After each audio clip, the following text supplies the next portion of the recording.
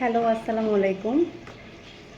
আমার বাচ্চাদের কি কি টিফিন দেই সকালবেলা, আজকে এটা একটু সবাইকে দেখাবো। সবসময় এক টিফিন দিন, এক এক সময় এক এক রকম।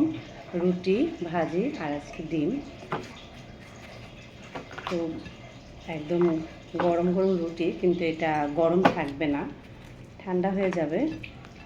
এই জন্য এই বক্সে, তো গরম থাকার জন্য বক্স আছে, বাট ওই বক্সগুলি এখন ইউজ করছি না, যেহেতু হালকা খাবার। আর এটা হলো আলু ভাজি। এটাতে অনেক বেশি ধনিয়া পাতা দিলে আরও ভালো লাগতো, কিন্তু এই মুহূর্তে ছিল না আমার কাছে। তো আলু ভাজিটা এভাবেও খেতে ভালো লাগে। আর আমি অনেক শুকনো শুকনো আলু ভাজি করি না, অনেক শুকনো আলু ভাজিটা আসলে খেতে ভালো লাগে না। একটু হালকা ভিজা ভিজা থাকলে খেতে ভালো লাগে।